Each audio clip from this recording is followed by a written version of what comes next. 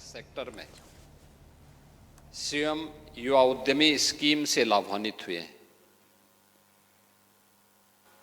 एक ऐसी स्कीम जो ब्याज मुक्त है, यानी ब्याज गवर्नमेंट देगी।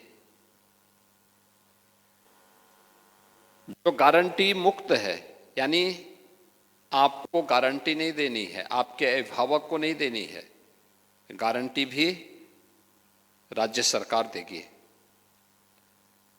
और इन सब के साथ साथ जितनी आप पूंजी लेंगे उसका 10% मार्जिन मनी का भी लाभ राज्य सरकार आपको उपलब्ध करवा रही है। और इसी का परिणाम है कि 2751 करोड़ रुपए अब तक हमने प्रदेश के उन 68,000 से अधिक युवाओं को उपलब्ध करवाया है जो नए उद्यमी के रूप में उत्तर प्रदेश के विकास की इस यात्रा में सहभागी बनना चाहते हैं। यानी ये उत्तर प्रदेश की उस अनलिमिटेड पोटेंशियल का प्रदर्शन है जिसके लिए उत्तर प्रदेश को जाना जाना चाहिए था। मैं इन सब की उन सफल कहानी को देख रहा था, सुन रहा था, कितना उत्साह झलक रहा था उनके चेहरे पर। और ऐसे ही लाखों युवा उत्तर प्रदेश के अंदर हैं जो लोग अलग अलग सेक्टर में, अक्सर होता है हम लोग जानकारी न होने के नाते या तो हम नकल करने का प्रयास करते हैं। हमने देखा कोई व्यक्ति इस काम को कर रहा है तो हम भी वह काम करने लगते हैं, हमें जानकारी कुछ नहीं होती।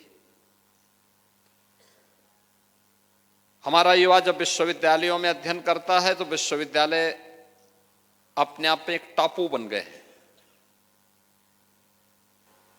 उनका देश और दुनिया से संबंध एक प्रकार से टूट सा जाता है। न सेंट्रल गवर्नमेंट की न ही स्टेट गवर्नमेंट की किसी स्कीम के बारे में, किसी पॉलिसी के बारे में जानकारी नहीं होती।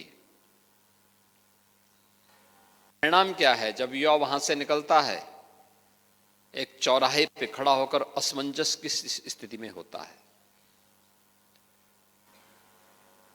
वह मार्केट में देखता है ये स्कीम है, बिना ट्रेनिंग के जब वह लोन ले लेता है तो एक समय उस पर कर्जा बढ़ने लगता है, निराशा उसके सामने आती है। बिजनेस की जानकारी न होने के नाते उसके सामने मन आता है कि अब मैं इसमें पलायन कर जाऊं, लेकिन देर हो चुकी होती है। सीएम युवा उद्यमी स्कीम की जानकारी उनको मिले, केंद्र और राज्य सरकार क्या क्या कुछ कर रही है युवाओं के लिए, इसकी जानकारी मिल सके, वे युवाओं को दे सके और अधिक से अधिक युवा इससे लाभान्वित हो सके। आज उस कार्यक्रम के साथ जुड़ने का और इसके बाद जब पैनल डिस्कशन होंगे इसके बाद के सत्रों में, तो विभिन्न विश्वविद्यालयों के द्वारा, उस क्षेत्र के विशेषज्ञों के द्वारा, बैंकर्स के द्वारा इसके बारे में आपके अपने अनुभव के लाभ के साथ साथ अलग अलग जो स्टेक होल्डर्स हैं उनके द्वारा भी आपको यहां पर उन सुविधाओं के बारे में अवगत कराया जाएगा जो आसानी से आपको एक जगह उपलब्ध हो सकती है। अक्सर होता क्या है, हमें जानकारी नहीं होती। जानकारी इस बात की नहीं होती कि सरकार की भी ये स्कीम है। और यही स्थिति थी 2017 के पहले।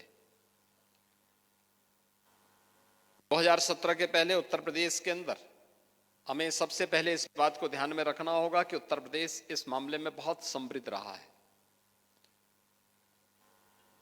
पहले से ही सैकड़ों वर्षों से यहां पे सूक्ष्म लघु उद्यम बड़े पैमाने पे थे। कमोवेश हर एक जनपद में, हर एक कस्बे के आसपास उसका एक बहुत अच्छा क्लस्टर पहले से मौजूद था। लेकिन पिछली सरकार उसके महत्व को नहीं समझ पाई। समझती भी कैसे? समझने के लिए उस प्रकार की सोच चाहिए, जिन लोगों की सोच केवल परिवार तक सीमित हो, जिन्होंने सत्ता हथियाने के लिए समाज के विभाजन को ही आधार बनाया हो, वे लोग देश की सबसे बड़ी आबादी के उन लाखों युवाओं के बारे में कैसे सोच सकते थे, जिनका भविष्य इन सभी स्कीम के अंदर छुपा हुआ था। और यही कारण था कि वे लोग लगातार प्रदेश के एमएसएमई उद्यम को बंद करवाने के लिए उस प्रकार की साजिश का हिस्सा बन गए थे।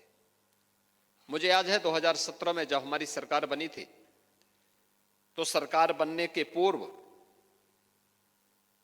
उस समय भारतीय जनता पार्टी ने आदरणीय प्रधानमंत्री मोदी जी के मार्गदर्शन में जो अपना लोक कल्याण संकल्प पत्र बना था, उस लोक कल्याण संकल्प पत्र में इस बात का उल्लेख किया था कि सरकार आएगी तो सरकार प्रदेश के परंपरागत उद्यम को प्रोत्साहित करने के लिए एक नई स्कीम को लेकर के आएगी। एक लाइन का यह संकल्प पत्र था। 17 में मुझे मुख्यमंत्री बनाया गया। जब मैं मुख्यमंत्री बना तो ये परंपरागत उद्यम में क्या करना है, जब पूरे प्रदेश भर का मैंने अध्ययन कराया तो मुझे लगा कि हर एक जनपद में कुछ ना कुछ तो है और इस दिशा में बड़े समृद्ध हैं, लेकिन ये सभी दम तोड़ रहा है। पिछली सरकारों की अराजकता, गुंडागिर्दी, भ्रष्टाचार और बेईमानी ने इस पूरे क्षेत्र को दम तोड़ने के लिए छोड़ दिया था, प्लान करने के लिए मजबूर कर दिया था। लोग प्लान कर रहे थे। परिणाम था कि बड़े पैमाने पर यहां का उद्यम बंद होता हुआ दिखाई दिया। हस्तशिल्पी भाग रहे थे, कारीगर हतोत्साहित थे, वे दूसरे कार्यों को ढूंढ रहे थे। और तब हम लोगों ने उस समय एक कमेटी गठित करके जो स्कीम लॉन्च की थी, उसका नाम था वन डिस्ट्रिक्ट वन प्रोडक्ट की, जिसमें एक जिले की एक प्रोडक्ट। और आज वन डिस्ट्रिक्ट वन प्रोडक्ट के स्कीम देश के अंदर एक ब्रांड बनी है, पूरे देश के अंदर एक ब्रांड है इसकी। आत्मनिर्भर भारत की आधारशिला कोई स्कीम बनी है तो वन डिस्ट्रिक्ट वन प्रोडक्ट की बनी है, जिसके बारे में आदरणीय प्रधानमंत्री जी कहते हैं vocal for local. Uttar Pradesh के एक्सपोर्ट को अकेली इस स्कीम ने 86,000 करोड़ रुपए से बढ़ाकर के 2 लाख करोड़ रुपए से ऊपर कर दिया है। उत्तर प्रदेश जैसे राज्य में जहां हर तीसरे दिन दंगा होता था, सरेराह गुंडागिर्दी होती थी, जब व्यक्ति ही सुरक्षित नहीं तो उसकी पूंजी क्या सुरक्षित रहेगी। कोई उद्यमी आता नहीं था, जो था भी वह प्लान करने के लिए मजबूर होता था। ये उत्तर प्रदेश की 2017 के पहले की तस्वीर है। महीनों महीनों कर्फ्यू लगा रहता था। क्या कर्फ्यू के माहौल में कोई उद्यम चलाएगा, व्यवसाय करेगा, काम के लिए बाहर निकलेगा? ये उस समय की स्थिति थी।